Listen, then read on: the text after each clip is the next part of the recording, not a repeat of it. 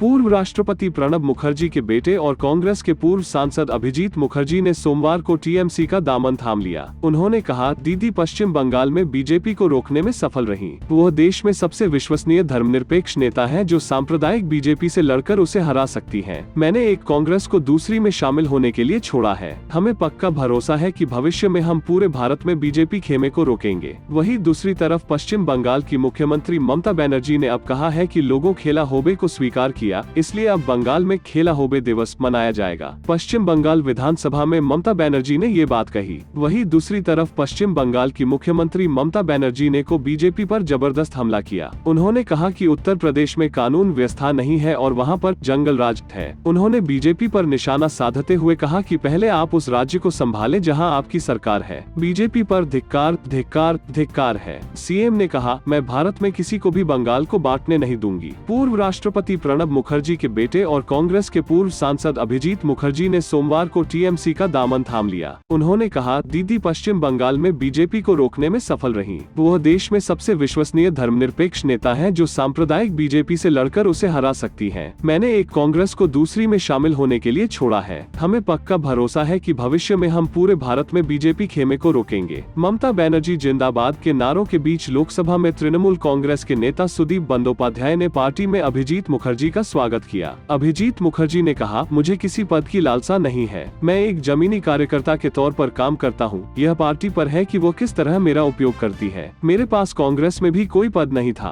तृणमूल महासचिव पार्थ चटर्जी ने कहा कि पार्टी को उम्मीद है कि अभिजीत मुखर्जी की राजनीतिक कुशाग्रता और दूरदर्शिता भविष्य में बीजेपी मुक्त भारत सुनिश्चित करने में हमारी मदद करेगी। पार्थ चटर्जी ने कहा, हम सांप्रदायिक, अलोकतांत्रिक और फांसीवादी ताकतों के खिलाफ उनकी सेवाओं का उचित उपयोग करना चाहेंगे। वो प्रणब मुखर्जी के बेटे हैं जो कई मामलों में हमारे प्रेरणा स्रोत हैं। वो ऐसे राजनेता हैं जिनकी धर्मनिरपेक्ष और प्रगतिशील राजनीति में जड़ें काफी गहरी हैं। वहीं दूसरी तरफ पश्चिम बंगाल की मुख्यमंत्री ममता बनर्जी ने अब कहा है कि लोगों खेला होबे को स्वीकार किया, इसलिए अब बंगाल में खेला होबे दिवस मनाया जाएगा। पश्चिम बंगाल विधानसभा में ममता बनर्जी ने ये बात कही। आपको बता दें कि टीएमसी और खासकर ममता बनर्जी इस नारे का चुनावी रैलियों में अक्सर इस्तेमाल करती थी। उनका निशाना सीधे तौर पर बीजेपी की ओर था। इसमें कोई शक नहीं है कि इस चुनावी नारे ने टीएमसी के पक्ष में माहौल बनाने का काम किया। टीएमसी का चुनावी नारा सिर्फ खेला होबे तक ही नहीं रुका। खेला होबे के साथ ममता बनर्जी ने एक और नारा दिया था, खेला होबे, देखा होबे, जेता होबे, यानी खेलेंगे, देखेंगे और जीतेंगे। इसके अलावा के जय श्री राम के नारे का जवाब ममता बनर्जी ने हरे कृष्णा हरे राम, विदा हो बीजेपी वाम का नारा दिया था। इतना ही नहीं, पश्चिम बंगाल विधानसभा चुनाव में जीत से गदगद टीएमसी की अब नजर त्रिपुरा में है। टीएमसी ने जिस खेला होबे नारे के तर्ज पर बंगाल विधानसभा चुनाव लड़ा था, वही खेला होबे नारा अब त्रिपुरा में भी पिछले महीने जारी किया। त्रिपुरा में गाने को नाम है खेला होबे त्रिपुराई, जिसका अर्थ है त्रिपुरा में खेला होगा। वहीं दूसरी तरफ पश्चिम बंगाल की मुख्यमंत्री ममता बनर्जी ने को बीजेपी पर जबरदस्त हमला किया। उन्होंने कहा कि उत्तर प्रदेश में कानून व्यवस्था नहीं है और वहां पर जंगल राज है। उन्होंने बीजेपी पर निशाना साधते हुए कहा कि पहले आप उस राज्य को संभालें जहां आपकी सरकार है। बीजेपी पर धिक्कार धिक्कार धिक्कार है। सीएम ने कहा, मैं भारत में किसी को भी बंगाल को बांटने नहीं दूंगी। विधानसभा में बोलते हुए उन्होंने कहा कि मेरे अटल जी, आडवाणी जी और राजनाथ जी से अच्छे रिश्ते रहे हैं, लेकिन आज की बीजेपी किसी का सम्मान नहीं करती है। वो ये नहीं जानती है कि दूसरों से कैसे बात की जाती है। ममता बनर्जी ने कहा कि वो लोग जो चुनाव के बाद हिंसा पर बोल रहे हैं, मैं उनसे कहना चाहती हूँ कि मैंने 5 तारीख को कार्यभार संभाला, उसके बाद कितनी घटनाएं हुई हैं। मैंने खुद देखा है कि जहां मैंने चुनाव लड़ा वहां लोगों को धमकाया गया और वोट न देने को कहा गया। मामला विचाराधीन है, मैं जगह का नाम नहीं लूंगी। बीएसएफ और सीआरपीएफ ने लोगों की पिटाई की। ये मामला कोर्ट में है, मैं कुछ कहना नहीं चाहती। इतना नहीं, मुख्यमंत्री ने चुनाव आयोग पर भी कटाक्ष किया। उन्होंने कहा कि क्या चुनाव आयोग ने बीजेपी की मदद की?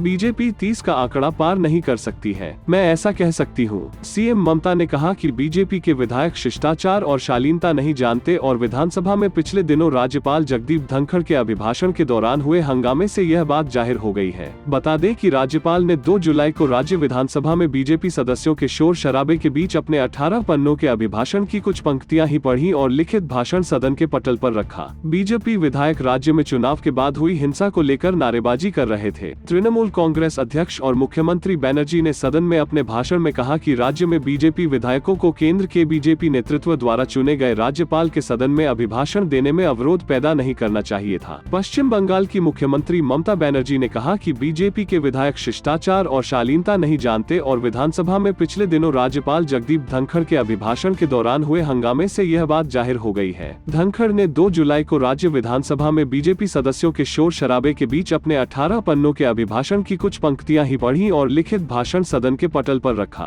बीजेपी विधायक राज्य में चुनाव के बाद हुई हिंसा को लेकर नारेबाजी कर रहे थे। तृणमूल कांग्रेस अध्यक्ष और मुख्यमंत्री बनर्जी ने सदन में अपने भाषण में कहा कि राज्य में बीजेपी विधायकों को केंद्र के बीजेपी नेतृत्व द्वारा चुने गए राज्यपाल के सदन में अभिभाषण देने में अवरोध पैदा नहीं करना चाहिए था। उन्होंने राज्यपाल के अभिभाषण पर धन्यवाद ज्ञापित करते हुए कहा, मैंने राजनाथ सिंह से लेकर सुषमा स्वराज तक अनेक बीजेपी नेताओं को देखा है। हालांकि यह बीजेपी अलग है। बीजेपी सदस्य संस्कृति, शिष्टाचार, शालीनता और सभ्यता नहीं जानते। बीजेपी के विधायक राज्य में चुनाव के बाद हुई हिंसा का मुद्दा लगातार उठा रहे हैं। आज भी बीजेपी के विधायकों ने सदन का बहिष्कार किया। हिंसा के मुद्दे पर ममता ने कहा, वो लोग जो चुनाव के बाद हिंसा पर बोल रहे हैं, मैं उनसे कहना चाहती हूँ कि मैंने 5 तारीख को कार्यभार संभाला, उसके बाद कितनी घटनाएं हुई हैं। मैंने खुद देखा है कि जहां मैंने चुनाव लड़ा वहां लोगों को धमकाया गया और वोट न देने को कहा गया। मामला विचाराधीन है, मैं जगह का नाम नहीं लूंगी। बीएसएफ और सीआरपीएफ ने लोगों की पिटाई। हालांकि अब मदन सहनी,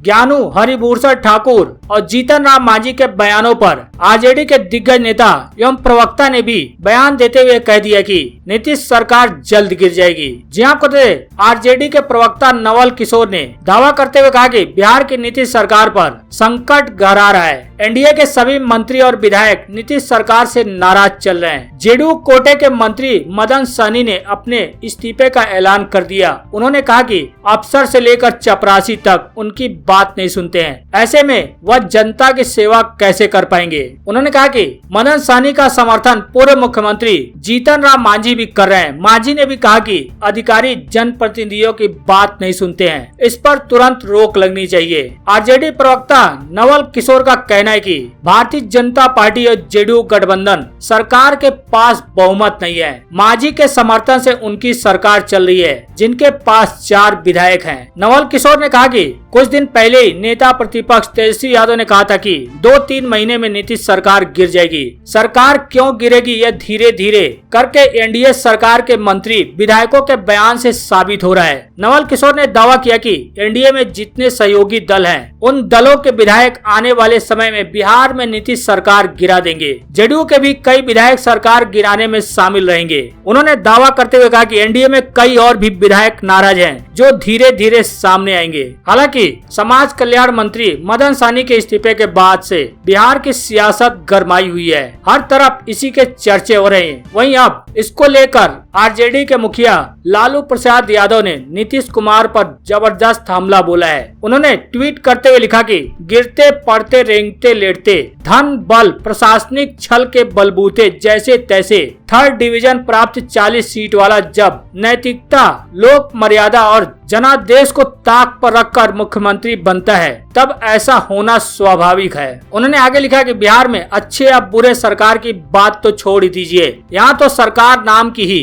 कोई चीज नहीं है। लालू यादव का कहना है कि नीतीश नैतिकता और जनादेश को दरकिनार कर बिहार के मुख्यमंत्री बने हैं। इसका नतीजा अब उनके अपने विधायकों और मंत्रियों द्वारा सरकार पर भ्रष्टाचार के आरोप लगाने के रूप में सामने आ रहा है। लालू प्रसाद यादव ने नीतीश सरकार में मंत्री सहनी का जिक्र करते हुए कहा कि जिन्होंने पद से इस्तीफा देने की पेशकश की थी और अपने विभाग के प्रमुख सचिव अतुल प्रसाद पर भी गंभीर आरोप लगाए थे। खुद लालू प्रसाद ने मदन सहनी का वीडियो बयान शेयर करते हुए लिखा कि उन्होंने नौकरशाही और धन बल का इस्तेमाल कर किसी तरह 3rd डिवीजन से चुनाव जीता। अच्छी और बुरी सरकार का सवाल नहीं है, मेरी समझ से बिहार में सरकार ही नहीं है। हालांकि इन सब के बीच बताया जा रहा है कि लालू प्रसाद यादव अपने कार्यकर्ताओं को संबोधित करेंगे। जी आपको दे दें, 25 साल आरजेडी के स्थापना दिवस के पूरे होने वाले हैं, यानी कि 5 जुलाई को आरजेडी के स्थापना दिवस के 25 साल पूरे हो जाएंगे। 25वां स्थापना दिवस मनाने के लिए आरजेडी जिला मुख्यालय से लेकर प्रखंड स्तर तक 5 जुलाई को स्थापना दिवस मनाएगी। बताया जाए कि राजद सुप्रीमो लालू प्रसाद यादव एवं तेजस्वी यादव स्थापना दिवस पर ऑनलाइन संबोधन करेंगे। उनके भाषण को सुनने के लिए जिले के सभी प्रखंडों में एलईडी स्क्रीन लगाया जाएगा, ताकि पार्टी कार्यकर्ता अपने राष्ट्रीय अध्यक्ष से रूबरू हो सके। तेजस्वी यादव ने बताया कि पार्टी के राष्ट्रीय अध्यक्ष लालू प्रसाद यादव वीडियो कॉन्फ्रेंसिंग के जरिए कार्यकर्ताओं को संबोधित करेंगे। हालांकि इससे पहले तेजस्वी यादव ने कहा था कि जल्द ही लालू प्रसाद यादव पटना लौटेंगे, उनके आते ही बिहार में कुछ बड़ा हो सकता है। हालांकि आरजेडी नेताओं कार्यकर्ताओं को भी यह यकीन है कि जैसे ही लालू यादव बिहार में कदम रखेंगे तो बिहार की सत्ता में कुछ बड़ा बदलाव होने के आसार हो सकते हैं। लेकिन आपको क्या लगता है, लालू प्रसाद यादव के बिहार लौटते ही क्या कुछ बड़ा हो सकता है? आप अपनी राय कमेंट बॉक्स में जरूर दें।